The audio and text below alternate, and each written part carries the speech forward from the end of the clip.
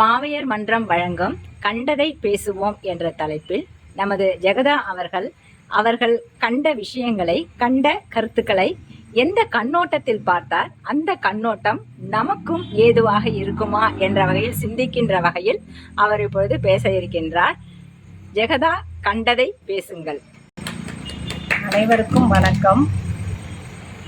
அர்த்தமுள்ள ஆன்மீகங்கிற தலைப்பில் தான் நான் பேச வந்திருக்கேன். நாம் வழக்கமாக இந்த சாமி கும்பிட்றது, கோவிலுக்கு போகிறது தான் ஆன்மீகமாக நினைக்கிறோம்.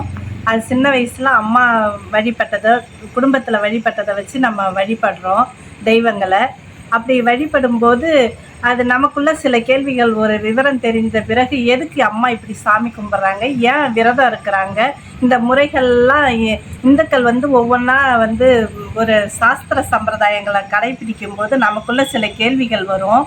அந்த கேள்விகள் வரும்போது இது அவசியமானதா, இதை மற்றவங்க நம்ம ஃப்ரெண்ட்ஸ் இந்த விரதம் இல்லையே ஆனாலும் அவங்க நல்லா இருக்காங்க, நம்ம வேண்டுதல்னு வச்சு சில பிரார்த்தனை பண்ணிக்கிட்டு செய்கிறோம், அதெல்லாம் அவங்க பண்ணல நாம் ஏன் பண்ணுறோன்னு சில கேள்விகள் நமக்குள்ளே கேட்கும்போது அது அதுக்கு விடை எப்போ தெரியும்னு நம்மளுக்கு எப்போ அது கருத்து தெரிய ஆரம்பிக்குதுன்னு பார்க்கும்போது சில விஷயங்கள் நம்ம இயல்பாகவே வாழ்க்கை முறையோடையே அது ஒத்து போகும்போது அதுக்கான விடை நமக்கு கிடைக்கிது. சாதாரணமாக பார்த்திங்கன்னா, தூங்கி எழுந்து நம்ம அனைவரும் இல்லத்தரசி தான். வாசல் தெளித்து கோலம் போடுறோம். அது உடம்புக்கு, பெண்களுக்கு நல்லது. அது உடல் சார்ந்த விஷயங்கள். அது உடல் ஆரோக்கியம் சார்ந்த விஷயமா இருக்குது. அது இந்துக்கள் கடைப்பிடிக்கிறாங்க. அது ஆரோக்கியத்துக்கு நல்லது. அடுத்து சமையல் பண்ணுறாங்க, அது நம்ம உடலுக்கும் நல்லது. எல்லாமே காய்கறிகள், பழங்கள், கீரைகள் அனைத்தும் சமைக்கிறாங்க. உணவே மருந்துங்கிற மாதிரி அது அந்த விஷயம் நமக்கு தெரியுது. அப்போ நம்ம கோயிலுக்கு அடுத்தது போகிறோம். கோயிலுக்கு போகும்போது அங்கே நெய்வேத்தியம், நம்ம வீட்டில் சாமி கும்பிட்டாலும் சரி, கோயிலுக்கு போனாலும் சரி, நெய்வேத்தியம் வைப்போம். அனைவருக்கும் கொடுக்கறது பிரசாதம். அப்போ சாமிக்கிட்ட வைக்கிறது நெய்வேத்தியமாகவும் வெளியில் வர்றது பிரசாதமாகவும் ஏன் தெரியுது?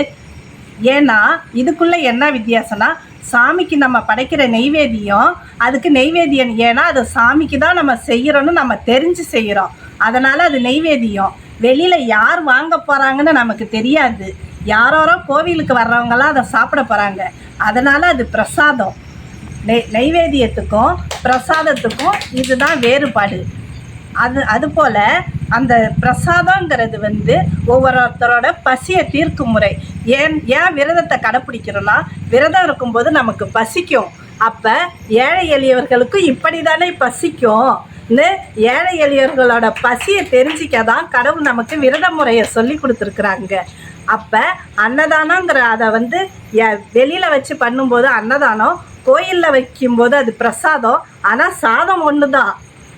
நம்ம பொது இடங்களில் வைக்கும்போது அது அன்னதானம்னு சொல்கிறோம், கோயிலில் வைக்கும்போது அதை பிரசாதம்னு சொல்கிறோம்.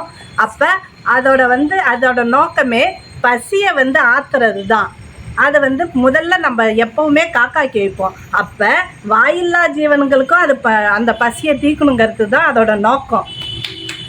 ஸோ ஆன்மீகத்தை நான் இப்படி தான் பார்க்குறேன். நன்றி, வணக்கம்.